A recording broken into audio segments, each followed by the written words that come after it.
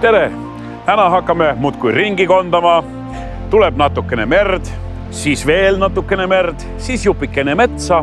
Aga kõigepealt astume laeva peale ja vastupidiselt iga meremehe unistusele näha silmapiiri. Tahame meie täna näha merepõhja.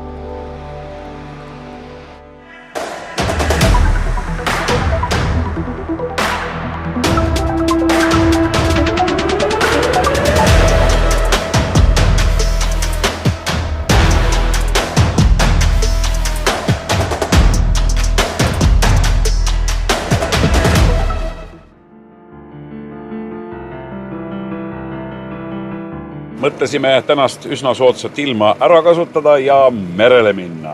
Ma olen praegu legendaarse kaatri roolis. See kaater on teenindanud meie legendaarseid vabariigi presidente, Lennart Meri, Arnold Rüütlit ja härra Ilvest. Ning praegu on see kaater Mereakadeemia teenistuses ning meil on siin paadi külge kruvitud igasugu seadmeid, mis väga-väga täpselt mõõdistavad merepõhja.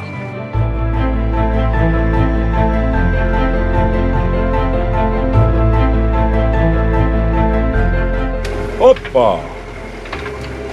Näe. Nii nagu ei tasu tundmatus kohas vette hüpata, kui sa ei tea, kui sügav seal on. Ei tasu ka kaatri roolis liialt gaasi vajutada ja uljalt sõita, sest et kui sa ei tea täpselt, kui sügav meri on, võib mereõnnetus olla väga lähedal tegelikult.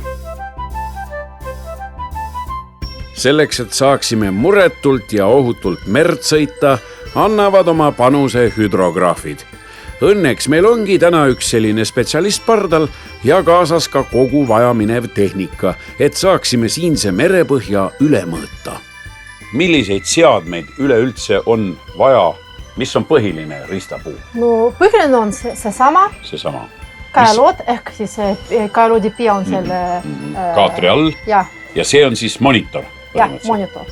Et tegelikult see kõik info tuleb siia, pärast läbi portil läheb arvutisse, põhjast me ei näe pilti, et see on kivi, see on laeva vrak või midagi. Ei, see on lihtsalt mingi andmestik, mida sa pead oskama interpreteerima. Ja näiteks ma sain aru, et me sõitsime millegi vastu ja sa tundsid, ja? Ja mingi põnks käis, jah? Ja sa kohe näed, et siin tõesti oli midagi. Ma ei saa öelda, et see on kivi või mingi teine objekt, aga kohe näha, et midagi oli väga madalalt ja siis läks pärast sügavamale. Aga me kindlasti peame seda üle mõõdistama. Sellised anomaaliad nagu see, te nüüd siis teete seal mitu tiiru seal kohal ja vaatate oma aparaatidega alla. Ja, täpselt. Ja milliseid kohti te siin näiteks Tallinna ümbruses pidevalt monitoorite? Mis üldse merepõhjas üldse liigub? No, seal ei ole sügav ja igavene rahu? Ei ole. Ja eriti rannikuala on väga muutlik. Ja see ükskord mõõdistada ja mõelda, et kõik on nüüd okei, et see ei ole nii. Et loomulikult siin piiritel näiteks meil on pehmed seted, liiv ja siis seted liiguvad väga aktiivselt, siis saab monitoorida ja vaadata, kuidas need seted liiguvad, sellest Pirita Igi veab välja nagu ka seteid. Ühesõnaga merepõhi siin samas Pirita jõe suudmes merel tegelikult kogu aeg tõuseb ja langeb vaikselt. Ja, täpselt. Seegi on üks põhjus, miks tasub merepõhja aeg-ajalt üle mõõta. Jätkamegi retke tänasesse mõõdistuspaika. Ja Marko, vot me jõudsime mõõdistuskohale. Näe, seal on juba joonistatud sellised halsid, mille järgi me sõidame. Ilma tingimused on sellised, et hüdrograaf peab olema valmis mõõdistama igal ilmal. See on teie nii-öelda siis moto, jah. Hüdrograaf peab olema valmis mõõdistama iga ilmal. Täpselt nii. Ja kollanokale hüdrograafile juba armu ei anta. Hoolimata tugevast tuulest suundun kohe kapteni rooli, kus minu ülesandeks on püsida väga täpselt etteantud mõõdistustrajektooril. Võtame hoogu maha, sellepärast, et meie kiirus peab olema alla 5 sõlme. No jah, sellises lainetuses on päris keeruline siin halsi peal püsida. Kas praegu on hästi või halvasti? No praegu super, läheb hästi. Ja kui tihedasti ta nüüd mõõdistab või? Ta teeb 20 pingi sekundis. Aha. Need pingid ongi helisignaalid, mida kajalood välja saadab. Kohtudes tahke pinnaga peegelduvad signaalid tagasi ja annavad meile teavet selle kohta, kui sügaval ja kaugel meist antud objekt asub. Saadud andmete analüüs on aga juba peenem kunst. See on niisugune äpp, millega töödetakse või esmane töötluse selline vahend. Näiteks sa tegid halsed, me mõõdisime, aga pärast me interpoleerisime täpselt juba või ühendasime juba olemasolevat andmetega, mis meil on. Ja siis me saimegi sellise piltsi. Värviline lausa. No, värviline ja madalam ja sügavam ja siis sa näed nagu sellest nagu merepõhja. Ja profiili. Kus on siin põhja? Ma ei teagi, alguses nagu oleks näha selline tihedam. Ja, vot. Väga hea. Pärast läheb päris sakiliseks tõesti, ei oska öelda, kus see põhi on. Ja ma räägin, 2 hüdrograafi töötlevad samad andmed ja tuleb erinev tulemus. Kus need vead tulevad praegu siis või see varieeruvus? Vot, nad tulevad. Kas põhi on selline ebatasane või tõesti setud on pehmed või arvatavasti siin sadamas on veel vetikad, vohavad ja siis läheb sügumle, madalam sügumle, millest ta põrkab.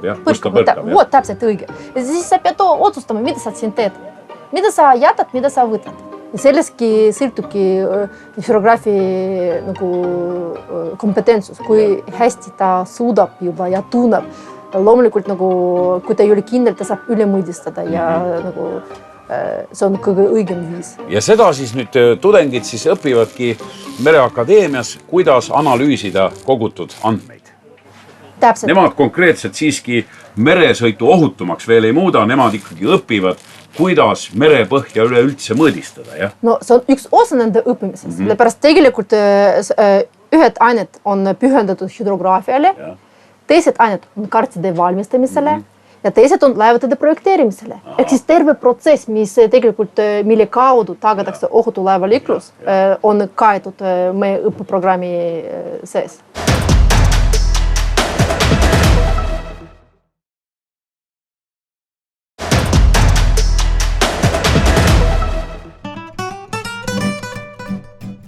Igal aastal valivad Eesti Erametsaliit ja Erametsakeskus aasta parimat metsamajandajat. Sel aastal pärjati auväärse tiitliga Mihkel Jürisson, kelle perele kuulub kokku umbes 2000 hektarit metsa ja 600 hektarit põllumaid.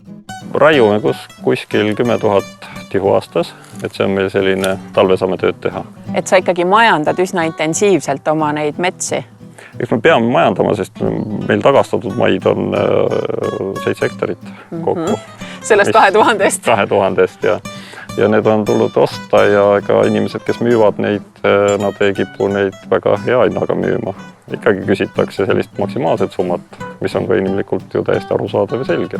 Kuidas sinust metsamajandaja saanud on? No, sellest on juba 2-30 aastat möödas peaaegu. Enne seda punusin korve. Punusid korve? Ja, mul mõlemad ema isa olid korvipunujad mingisuguse perioodi elust.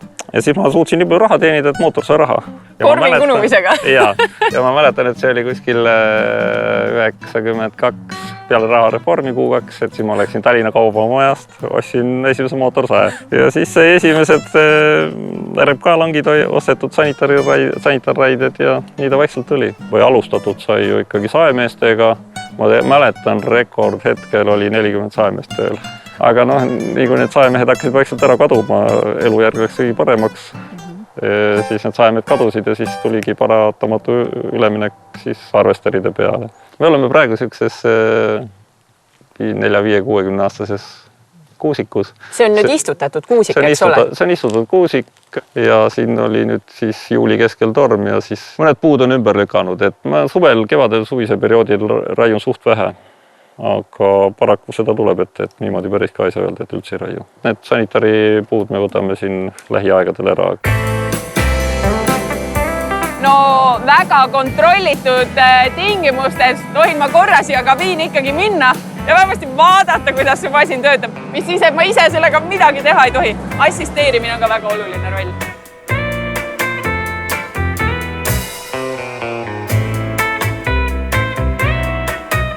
Metsa majandamisel on langetustöödega võrdväärselt oluline muidugi ka metsa uuendamine. Lageraie järel asub Mihkel üldjuhul juba sama aasta kevadel tegutsema. Ma teen natuke võib-olla teistmoodi kui paljudki. Mul on künnimasin, lisaks vana Belarus ja siis on peal üks udupeen prakekülvik, mis siis paneb seemne täpsusega seemned mulda. Männikuuse seemned ma teen segu, veerand kuuske ja 3 veerand mändi. Kui kiiresti üks väikene puukene sellest seemnest üldse kasvab? No siin me olemegi sellise koha peal, kus on nüüd väiksed taimed. Siin on nüüd siis 2-3 aastat tagasi küntud, peaks olema 3 aastat tagasi. Ja nüüd siis siia on ka osaliselt mänd istutatud, aga see lõik siin on külvimänd. No siin on üks kuuseke. Ja see kuusk ongi nüüd siis tulnud sellest külvist, et siin on selline väga hästi kasvama läinud koht, ja meil on valdavalt liivamaad kõik siin mul kodu ümber, et meil külv annab lihtsalt nii head tulemust. 40-50 aastat ja siis poeg Markus võib need puud maha võtta? No tegelikult ikkagi männiga meil küpsuse vanus on seal 90-ga. Nii et aga diameeter lubab raiuda ja et me üldjuhul jalponiteedil saame ta kuskil 6-7-80 aastaselt raieküpseks. Teisipidi on ka need metsad, mida sina täna ju majandad, suuresti ikkagi kellegi teise käsitsi kunagi istutatud, eks ole, et see vist ongi see, et kui sa võtad, siis sa annad ikkagi ka tagasi. Ja suuresti ta ongi ka minu siin koduümbruse metsad on enamus kõik endised põllud, et me praegu asume ka põllumaadel, siin maas võib põllud kõik. Suure metsamajandamise kõrval püüab Mihkel luua oma metsades ka vaba aja veetmise võimalusi. Näiteks leidub siin nii matkateid kui lõkkekohti. Ise ütleb ta tagasi hoidlikult, et see on väike kõrvaline luksus, mida saabki lubada vaid tänu mastaapsele majandamisele. Olgu sellega, kuidas on, kuid on näha, et tänu Jürissonide panusele on ilusti korras ka Mädara külaplats ja selle ümbrus. Need väiksed mäed või mõne jaoks Otepää mõistes on need sellised künkad, et minu jaoks on nad lapsepeales suured mäed olnud ja ma olen siin suusatama õppinud. Mõnedki puusuusad on siin vastu puid puruks sõidetud. Nii et eks sellest on ka tulnud selline kokkukasvamine selle koha peal. Mis rada see siin on keset suve? See näiteks ongi suusarada võib-olla. Suusarada, jah? Jah. Ja me ka Euroopa Liidu abitoel ostsime mingi suusaramasina. Uhsa! Ja siis ma olen neid hoidnud sees, jah, aga jälle sellega kipub see asi olema, et viimased aastad on see asi niru olnud. See lihtsalt lükkad mulda laiali, sest et lund ei ole, eks ole. Ja siin ongi, natuke on ka probleem sellest siin, et see on ilus suur vägev 130-aastane männik peal ja need puud on natuke tihedalt. Ja siis, kui see väike lumi sajab, siis kipub olema see, et siia maa peale palju ei jõua seda lund. Kõik on puude otsas. Kõik on puude otsas ja pudiseb koos käbidega alla ja siis me küll niidame, püüame tublid sügiseti olla, niidame rajad juba puhtaks ära, mutimula hunnikud kõik siledaks. Aga see iseenesest on kõik majandusmets, puhas majandusmets ja kõik tasin allage raides, 1000 tihu peal. Nii et ülekasvanud mets metsamajanduslikus mõistes. Sa ei ole kõige tüüpilisem, kuidas ma siis ütlen, Eesti maaomanik, võiks öelda, et tavaliselt on ikka need suured telliskivid ja ära tule eramaa sildid ees, et miks sinu maadelt neid kuigi palju ei leia? Jah, tegelikult üldse ei leia. Ja ma arvan, et me oma kodu võiksime privaatsena enam vähem hoida, aga mets on ikkagi selline, võiks olla kõigile avatud. Et ma olen seda meelt, ja võib-olla see annab ka mingisuguse signaali inimestele, kes vähe metsas käivad, et las nad olla sinna teretulnud ja nad on oodatud igal juhul sinna.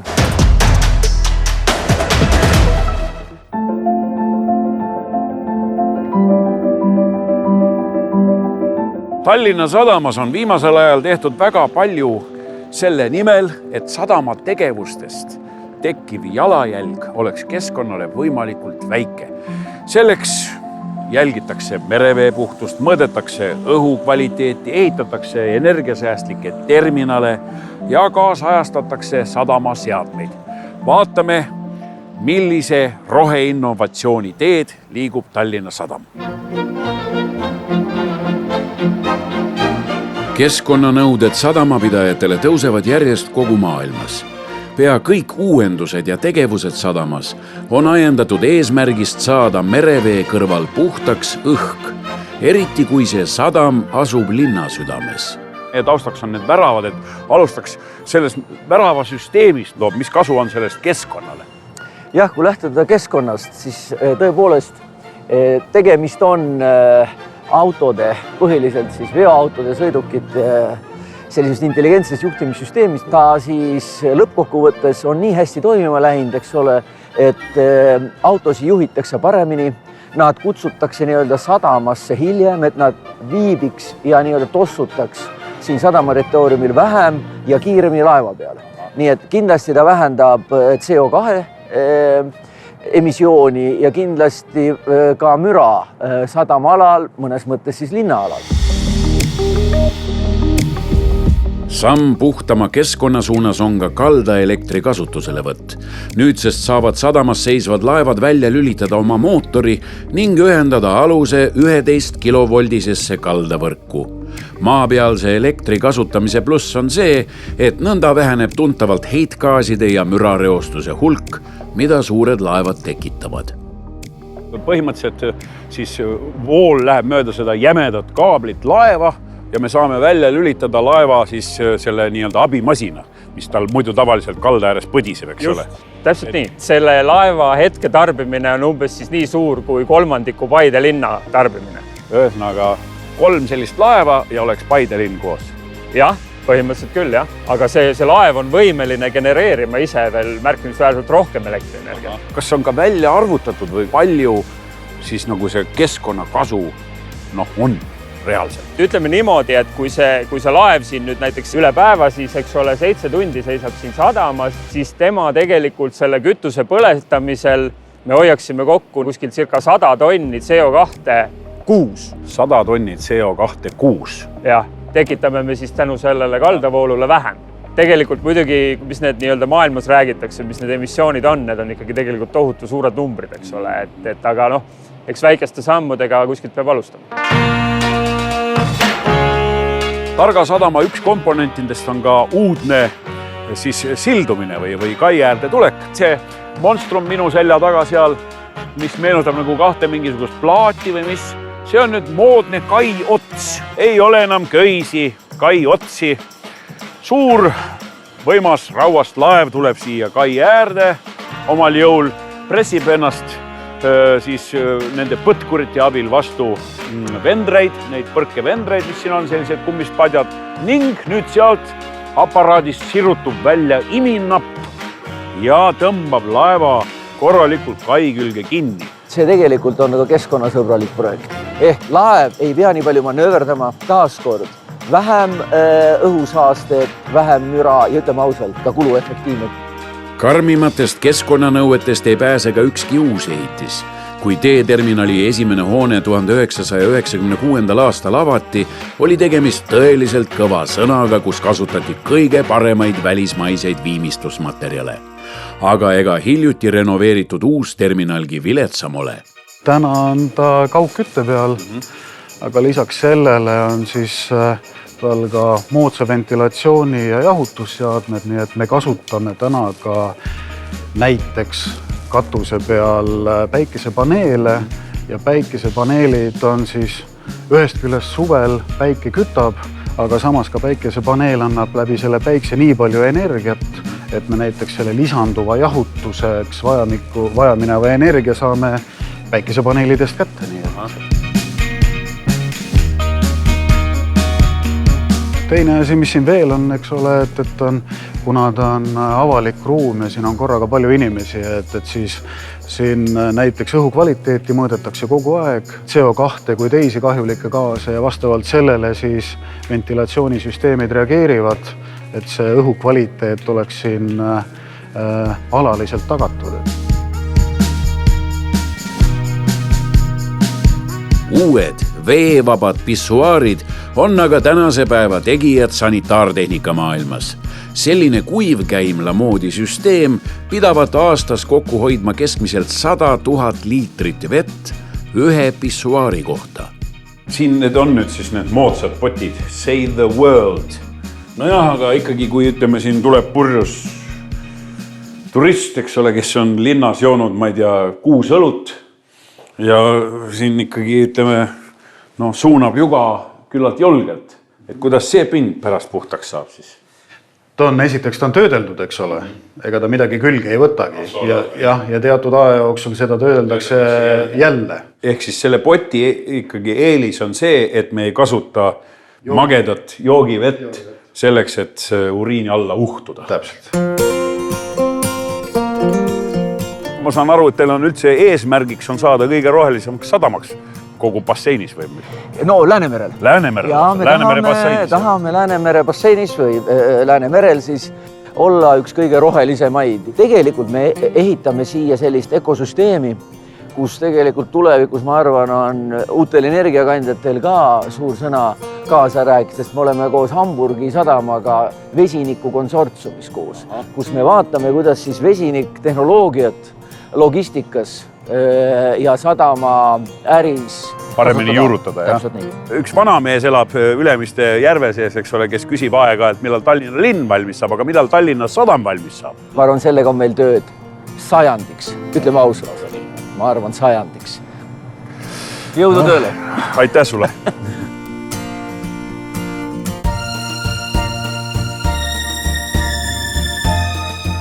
Ma olen vahel fantaseerinud, et kui saaks näiteks Tallinna lahe ajutiselt tühjaks pumbata, saaks kogu selle vee, mis siin Tallinna lahes on, kuhugi korraks kõrvale asetada ja kõndida mööda seda kuivaks jäänud merepõhja.